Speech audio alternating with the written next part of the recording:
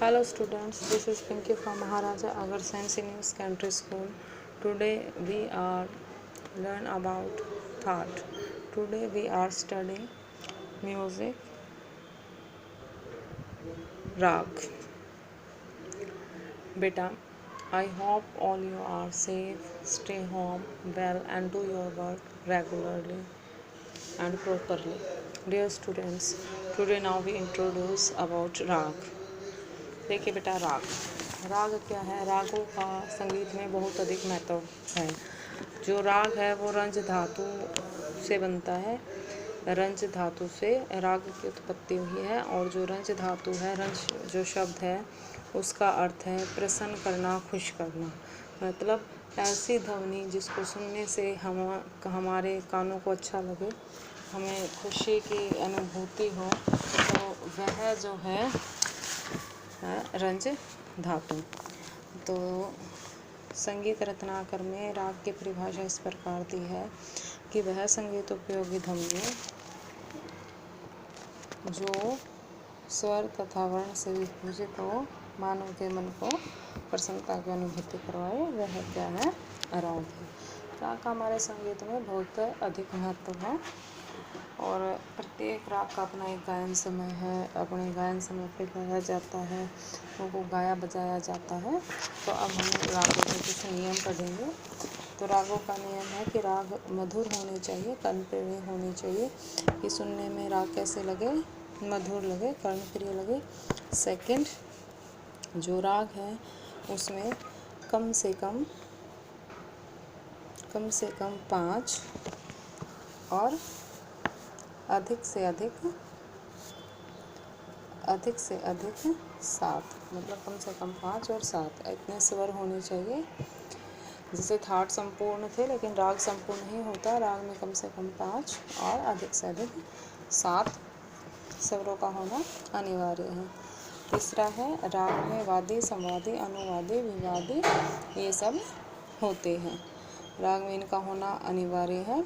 वादी, संवादी, अनुवादी, विवादी स्वर, इन सब का होना अनिवार्य है। नेक्स्ट है, फोर्थ है कि राग में आरोह अवरोह दोनों का होना कंपल्सन है। जिसे हमने थाट में पढ़ा था, थाट में दोनों का होना कंपल्सन नहीं था, लेकिन राग में दोनों का होना अनिवार्य है, क्योंकि राग की जो जाति है वो आरोह अवरोह में अलग अलग स्वर होते हैं। नेक्स्ट 5 है कर्णप्रिय। उसके बाद है रंजकता। रंजकता होनी चाहिए। रंजकता मतलब सुंदरता होनी चाहिए उस राग में, जो सौंदर्य उसमें प्रकट होना चाहिए।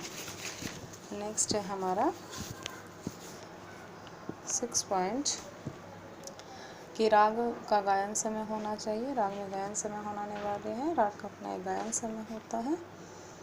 7th पॉइंट है राग में रंजकता होनी चाहिए। उसके बाद राग का गायन समय होना चाहिए। 7th है राग को गाया बजाया जाता है। राग को गाया बजाया जाता है। राग की उत्पत्ति किसी न किसी थाट से होती है और राग थाट को प्रसिद्ध राग का नाम दिया जाता है। तो राग की उत्पत्ति किसी न किसी थाट से ही होती है, तो इसलिए थाट को राग का पिता भी कहा जाता है। तो ये थे राग के कुछ नियम्स। अब हम करेंगे राग और थाट में डिफरेंस। राग और थाट का डिफरेंस, जैसे थाट हमने जो प्रीवियस हमारा चैप्टर था उसमें थाट पढ़ा था, तो राग और थाट के डिफरेंस में सबसे पहले क्या होगा? राग में कम से कम 5, अधिक से अधिक 7 स्वर होने चाहिए। थाट में संपूर्ण होते हैं, 7 स्वर होना अनिवार्य है। राग में वादी, संवादी, अनुवादी, विवादी होते हैं और थाट में ये नहीं होते। राग में आरोह अवरोह का होना अनिवार्य है, थाट में अवरोह का होना अनिवार्य नहीं है। नेक्स्ट है कि थाट की में जाति नहीं होती, राग की जाति होती है। राग में रंजकता होती है, थाट में रंजकता नहीं होती। राग को गाया बजाया जाता है, थाट को गाया बजाया नहीं जाता। राग की उत्पत्ति थाट से होती है, जबकि थाट की उत्पत्ति 7 स्वरों से होती है। उसके बाद आप करेंगे राग मधुर होते हैं, थाट मधुर नहीं होते। राग कर्णप्रिय होते हैं, थाट कर्णप्रिय नहीं होते। तो ये थे डिफरेंसेस, जो इनकी विशेषताएं हैं, नियम हैं, उन्हीं को हम डिफरेंस के रूप में यहाँ पर बताएंगे। उसके बाद आगे हम करेंगे कि राग की जाति, कि राग की जाति किस आधार पर और कैसे की जाती है। तो इसके लिए सबसे पहले देखिए, राग में की जो जाति होती है, राग की जाति तीन जाति होती है, ऑडव, साडव और संपूर्ण। ऑडव में 5 स्वर, साडव में 6 और संपूर्ण में 7 स्वर। उसके बाद उपजाति, उपजाति होती है राग में 9। तो उसके लिए हम पहले ऑडव को 3 बार लिखेंगे, फिर साडव को, अभी मैं इसको आपको एक्सप्लेन करूँगी, आप समझ जाओगे कि मैंने ये 2 टाइम्स 3 टाइम्स क्यों लिखे हैं। उसके बाद देखिए, अब ऑडव, ये जो है ये आरोह है और ये क्या है, अवरोह है। यहाँ तक आपको क्लियर हो गया। तो जो ऑडव जाती है उसमें आरोह में 5 स्वर हो गए, अवरोह में 5 स्वर हो गए। तो आरोह अवरोह में कितने स्वर हो गए, आरोह में 5 स्वर और अवरोह में भी 5 स्वर। तो जाति ऑडव, क्योंकि ऑडव में कितने स्वर है, 5। अब आरोह में नेक्स्ट क्या है, ऑडव, तो 5, ऑडव के साथ साडव, तो अवरोह में कितने हो गए, 6 स्वर हो गए।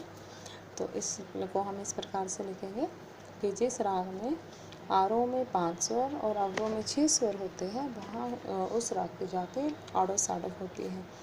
फिर ऑडव संपूर्ण, इसमें क्या है, ऑडव में 5 स्वर और अवरोह में कितने होंगे, 7। उसके बाद दोबारा ऑडव, साडव और संपूर्ण। देखिए यहाँ पे क्या है, साडव। फर्स्ट लाइन हमारी आरोह की थी, तो इस राग में आरोह में 6 स्वर, अवरोह में 5 स्वर। साडव, आरोह में 6, अवरोह में 6 स्वर होगी। साडव संपूर्ण, आरोह में 6, अवरोह में 7 स्वर। संपूर्ण, सबसे पहले संपूर्ण के साथ ऑडव, फिर साडव और फिर संपूर्ण। तो आरोह में संपूर्ण है तो कितने हो गए, 7 स्वर, और ऑडव में 5 स्वर, तो अवरोह में कितने हो गए, 5 स्वर। तो संपूर्ण जो है उसमें आरोह में 7, अवरोह में 6, आरोह में 7, अवरोह में 7।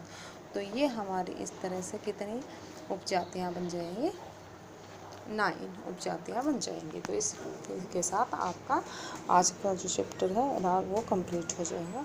आज का आपका होमवर्क है, राइट द फॉलोइंग क्वेश्चंस, निम्न प्रश्नों को लिखिए। राग की परिभाषा क्या है, सेकंड राग के नियम, थर्ड राग की विशेषताएं लिखिए, और फोर्थ राग की जाति और उपजाति कितनी है इसका संक्षिप्त में वर्णन कीजिए। Thank you.